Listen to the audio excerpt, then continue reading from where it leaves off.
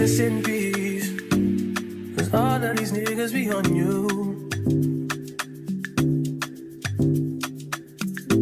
I'm just saying I can be, yeah, one that you call and you talk to, girl.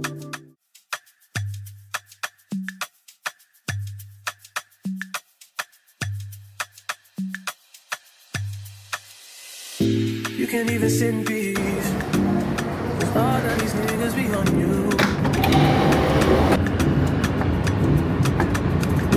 I'm just saying I can be, yeah, one that you call and you talk to, girl. I'll share my world with you. Waste your time, yeah. Waste your time with me. I mean, honestly, open your eyes and see if you're gonna give it you what you need. Then waste your time with me. You could have all the space, all that you need. There's no pressure, girl. If you got time. All right, so I just finished work for the day. Now I'm just gonna finish some last minute things. But what's crazy is in my job, like typically I'm like an engineer, right? So I do a lot of coding, no social skills required, like really just like by myself on the computer, punching in code and all that stuff. But like in the last couple months, my role has become more like client facing. So I have to lead meetings, I have to talk to clients, and I have to be all professional and stuff. And that gives me so much anxiety because I know that I'm good at my job and I know how to explain things, like if I have to write it out. But in the setting of a corporate kind of meeting, it's kind of like overwhelming because there's ways that people run meetings and all the little catchphrases and all the little sayings they use when they run meetings. And I'm so bad at all that stuff. I feel like my vibe is more casual, but I'm learning how to do it. And I'm like literally always referencing my notes because like, I don't know if you guys work in office settings, you have to lead meetings, but typically everyone's like, hey, you know, introductions. Hey, like I'm this, I do that. Who are you? And the point of this meeting is to like find out blah, blah, blah. Okay. And then the agenda for this.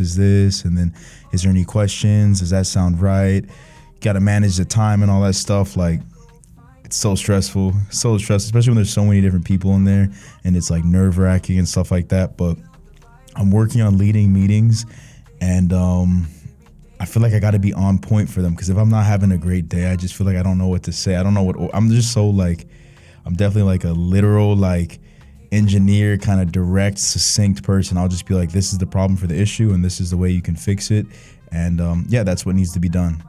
Like I feel like meetings are always 30 minutes or an hour, but really like I can get what I need to get done in like way less time because I prepared for it and I can really just deliver that information and then take questions afterwards, of course. But I guess that's why we have like salespeople and people who are like, you know, they know how to like do the small talk and all that stuff. And here's the thing, I'm a really good talker too. I can do small talk, I can do all that stuff. But in the corporate setting, I never know like if I'm being too casual or if I'm being too professional. So I guess if I worked in sales, I'd get a better understanding of what's appropriate and business communication and all that stuff. But that's something I'm improving on at work and I'm kind of happy about it, but it really does stress me out because I feel like I just end up, you know, I could just be putting stress on myself. Let me know in the comments if you guys relate to like this. If you work in a business setting where you have to lead meetings, it's just a different part of my brain.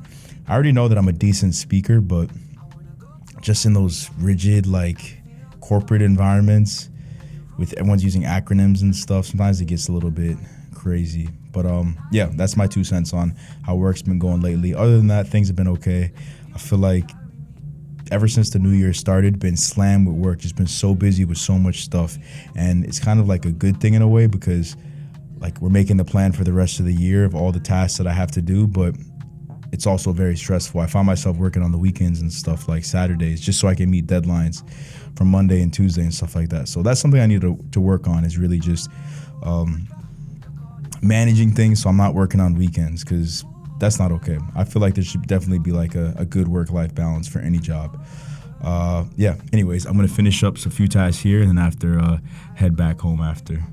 So I'll see you guys later. This video is sponsored by Level 8 Luggage. So they sent me this amazing carry-on luggage. and it's perfect. It's exactly what I needed, because when I travel, I typically love to travel with just a carry-on. Just put my most important stuff in there and get going. And with this, it has actually a charger for your phone, for different devices in there, and it comes with a laptop case as well. So this is if you really like are a tech person like me, you love to like work on projects on the plane when you get to your destination, and you can just plug in the charger to a power bank. It supports every brand. So this is just an example of me just showing that like I have a lot of shirts. They're probably like 15 different shirts, and that fits in just one side of it. This is so spacious on the inside, so I'm able to take all the things I need and still have space to buy stuff when I go to my destination and put it back in there. One of my favorite things about this luggage is the wheels, the quality, and the weight of it. It's so light. This is me just practicing like catching a flight, missing a flight, and also you can lean on it too. It's pretty strong. Some other luggages don't feel that secure when you push it, but this has a really good build quality, which I really can back. If you're interested in this product or want to buy one for yourself, just check out the link in the bio, and you'll be able to get the same exact version.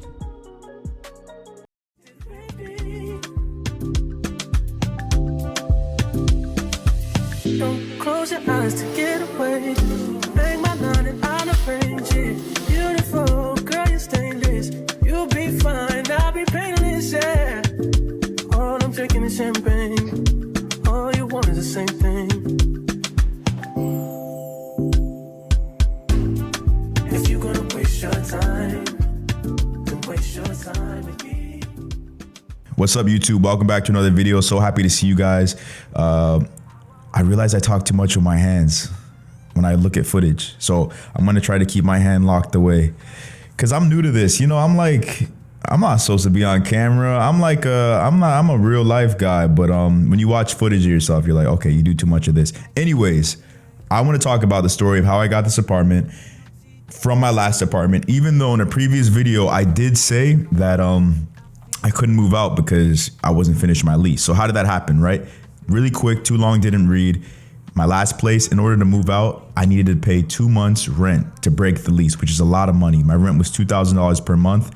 To break the lease, that would have been $4,000. So that, coupled with all the new moving fees, because when you move into a new place, you have to pay first and security and all that stuff. It's way too much money just to change apartments. But something that I realized after doing some research is that there's actually a law in New York City. I think it might be New York State as well, but you can do lease transfers, okay? So if you want to move out, but basically you feel like you don't want to break the lease or your lease isn't finished, lease transfers is the most underrated thing ever. Nobody talks about them, and they're different from sublets, because sublets means, I think sublets are harder to get accepted, whereas lease transfers, it's really just like you're giving your lease to someone else. So the landlord actually has to take their application, look at their credit history, take their first and last, look at their financial situation and see if they can afford to live in the unit. And if they can, they can't reject that person because they're a qualified applicant and I'm asking for a lease transfer. The hardest part about it, I guess, is that I have to find the person. So technically I have to put up an ad and do all the work of a leasing agent, and I have to find a qualified tenant, which could be kind of hard depending on, what area you're in. But in New York, there's tons of people looking for apartments every day. So I would say if you want to get out of your lease, just do one of those. And the coolest, funnest part about this whole situation is that the person who lives in my old apartment right now is a subscriber on the channel, someone who watches the channel, and now an acquaintance of mine. He's a really cool guy. What's up, man, if you're watching? And he hit me up on email because one time I mentioned I wanted to move out. So he was like, yo, if you ever move out, give me the apartment, man. Like, let me live there because I live in the neighborhood. I'm looking for a studio that fits within my budget, all that stuff. And it just ended up working out. We met up in real life. It was so dope because, my channel is really small. I'm not really, it's a new channel. It's just me talking about whatever I want. But it's cool that people actually saw my New York, apartment thing, because that helped me out. Now I have a qualified applicant who wants to live in that apartment. He met all the requirements, and he's looking for a new place too. So it's a win-win situation. And now he's living there. Cool guy. So everything worked out, and I didn't have to pay that $4,000 to break my lease, which is way too much money. And let's be real, I'm not paying $4,000 just to leave a place. So that's how that works out. But also, if you don't have a YouTube channel, you don't, do tours and expose your life like this, another way to do it is just to post ads on Craigslist, Facebook groups. There's a few other websites you could post it on, but there's a ton of people. I also put the ad on there too, like just in case, he was deciding about it. I put it on Craigslist and I got tons of messages like every day. I had to like take the ad down. Maybe all those people weren't qualified, but a lot of them were. So it just gave me it gave me the hunch that basically a lot of people are looking for flexible lease arrangements, especially if it's less than a year. I had 5 months left on my lease, so a lot of people were interested in that. And also it was a great deal, great location, everything worked out. But yeah, I was happy to give it to him instead because, he's from the YouTube channel. He's like you guys. I mess with you guys heavy. Like, that's crazy. So yeah, that's how I was able to switch my apartment and not have to pay that lease break fee. So that's an idea for you guys if you want to change your apartment in New York City. And also a side note, the other day I was on the train. I was on the train and someone walked up to me and they're like, yo, I love your YouTube channel. And I was like, yo, that's crazy. Like, most of the time I feel like I'm making these videos for myself and for my friends. And I know I see the comments and you guys are dope, but it's crazy that it's actually real people and you guys support me and all that stuff. That's really cool. I'd love to make videos that you guys also want to see because sometimes I run out of ideas and stuff. So, okay, so I'm going to get on with my day. So I'll see you guys in a bit.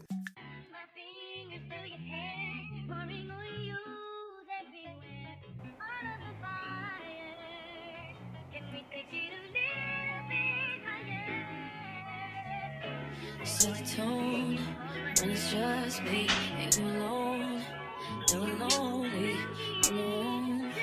Get it slowly, all right, so you guys saw my last cooking video. In the comments, you guys said nice things for the most part. Pretty much everyone said nice things. So actually in between that time and now, I made another cooking video and then I'm gonna make another one today. And this third one is gonna be a little bit more comedic. And today I'm gonna make like steak chimichurri sandwich kind of vibe. So first time making it, but I gotta like really go over the ingredients, make sure I have everything, cook it, edit it. It's a lot of pressure to make these meals on camera because one, you gotta like cook it and actually cook. You gotta cook the food, but then also have to make sure I get the right shots of it. I gotta make sure that it actually looks like you wanna eat it. So it's kind of fun, it's new to me.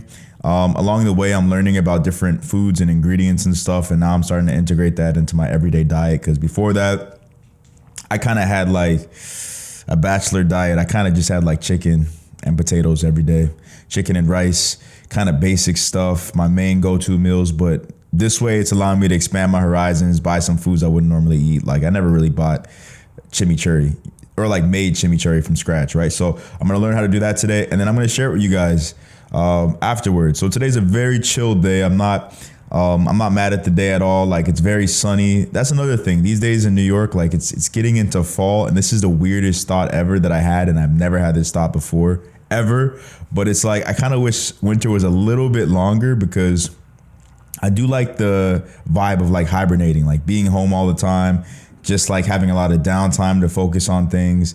Cause when it's sunny like this, I kind of just want to be outside. Like I want to be like at a park. I mean, it's not that hot yet, but it's getting pretty hot. It's probably like around 10 degrees these days, which is Celsius.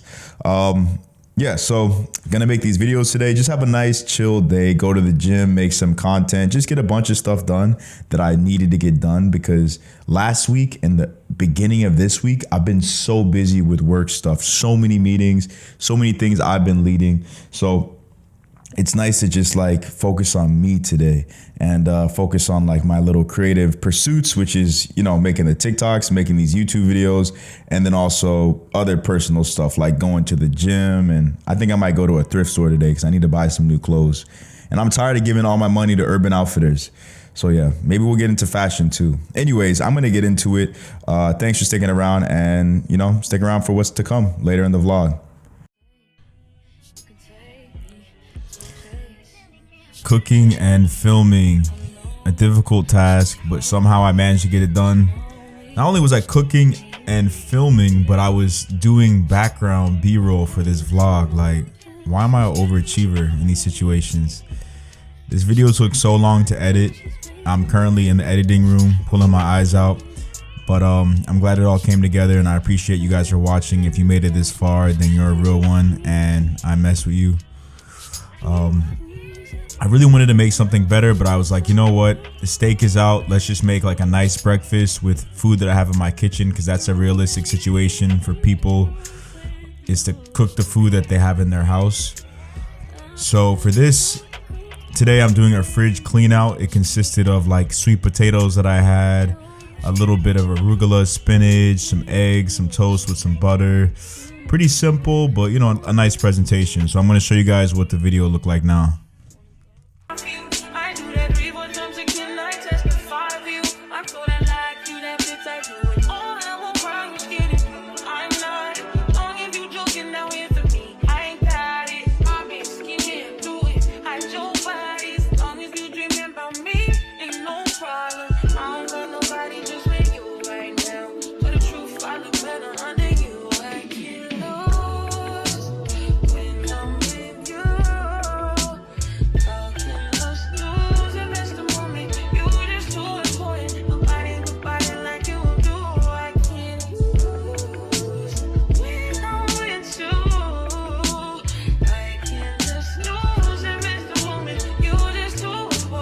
Alright guys, I decided to come outside because what's going on, man? It's technically winter, but it's so sunny outside. I basically have just shorts on. Like, I'm outside like it's summertime and it's warm. Like, crazy times. I guess this is like the transition between winter going into spring. But yeah, this is really crazy. I'm so comfortable, and this just makes me feel excited for the summertime, because I feel like with all this space, what am I gonna do with this? Like, I don't know, I might just like work out here like in the summertime in the morning, or I have a little treadmill thing, maybe bring out my little treadmill out here and just work out, run in the morning. I don't know what I'm gonna do. I could even probably start right now, because right now I'm clearly out here and it's fine. Yeah, crazy times. Something cool about this place though is that I guess like when I moved in, there was a lot of empty units, so they were kind of like not desperate for people to move in, but they were having like deals for people to move in. So I got my first month free, which is dope, because net wise that brings down the entire rent for the year, which is great. So that was another benefit to like me moving in when I did. This isn't uncommon, by the way, in New York. This is really common, like getting the first month free, and then they advertise the net rent. But yeah, that was just another bonus for this place. So I haven't paid rent since I've lived here. My first rent is gonna be in a couple days. So that was nice, because all my paychecks that I got from work, I was able to just save them. You know, it was cool. Like, not paying rent for one whole month was definitely a benefit. But I think it's only a pro if you see it in a way where like you're saving money. But if you were to like see that net rent as your actual rent, I think it would mess with your head, because then you still have to pay the full amount, which is not the net amount. You know, if you know, you know, like getting into the semantics of it all. But yeah, I don't know how long the weather's gonna stay like this. It's so hot right now. Like, I might just stay out here and just like lay down a bit. Yeah. Anyways, just wanted to demonstrate the potential in this place and what I could maybe get into when the summer comes. Maybe I'll document that too, just like my transformation of the outdoor terrace. So yeah, gonna chill out here for a bit, and then get on with the rest of the stuff for the day.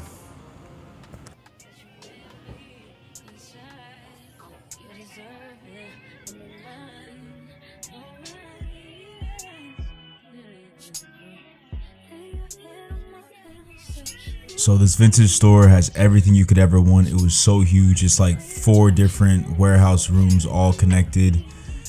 What do you guys think of this jacket? Is it a vibe? I so bad want to be experimental with my clothes, but I'm so basic. I could like never let myself fully do it. So I tried some outfits. I got a lot of shirts, a lot of pants, tried them all on. In this change room, some really interesting art actually. Like this guy right here, okay, and then this beautiful drawing that I found afterwards. Every time I go to a thrift store, I'm always so surprised with how cheap everything is, especially if you go to a good one that like is not super curated, just like an average one in a cool neighborhood. I bought shirts, beautiful shirts, my style, beautiful shirts. They're like they have like the worn look, which I like. They fit good. These are shirts that I would buy at Urban Outfitters, And literally, I go to Urban Outfitters so much. Those exact shirts, like the worn kind of look that I like, vintage graphic tees, those cost like $35. I don't usually pay that much for the shirt. Like at Urban Outfitters, they have like a sales section, and I can get that shirt for like $20 or like $15 or something. But it's crazy. Like I just bought like a bunch of shirts for $6 here, and they're beautiful shirts. And I'm trying to ask myself, what's the reason I go to like Urban Outfitters over one of these stores? And I guess it's because like thrift stores are just so chaotic. Like there's so much going on. There's so much clothes, so much people, so much sorting. I feel like you gotta have like mad energy to be able to deal with that. So I think I kind of like how Urban Outfitters kind of curates everything, and like you can, you know, it just has the look that I like, but everything's organized and you can just get exactly what you're looking for. So I think that's probably one of the main reasons I go with that instead. But I need to rethink it, man, because these thrift stores really have a lot of stuff. I would say for like pants though, pants is kind of difficult because like finding the right fit is hard. As long as you find like a pair of pants you really like, but like the size is off or something. So if you could get like, you know, the same kind of pants but multiple different sizes, that would make things a lot easier. Crazy. Anyways, I'm gonna show you guys some of the drip that I got. I'm gonna, I guess, model it when I get back home, put it on, show you guys, because it's fire, man. Like, and I'm trying to experiment with my clothes a little bit. I feel like I dress kind of basic, and I want to like push the limit a little bit.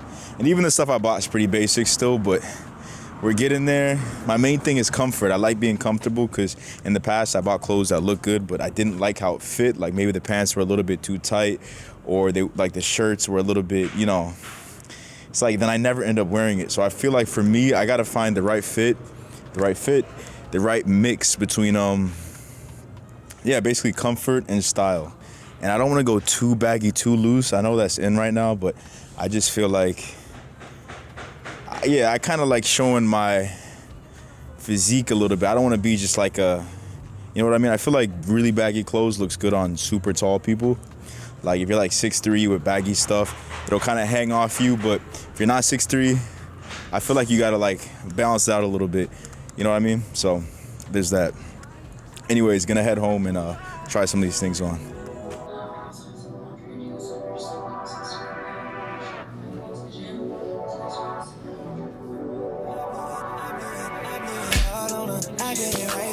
She put it all on me, I couldn't fight that. She love when I, but only when it's tied back. You know it's hard to get up out that I can sidetrack. Shake something, left, right, control it.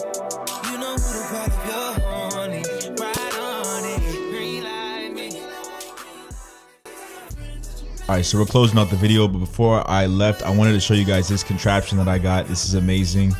If you love having small ice, but you don't have room for an ice maker, or your fridge doesn't have an ice maker, you literally, I got this from Amazon.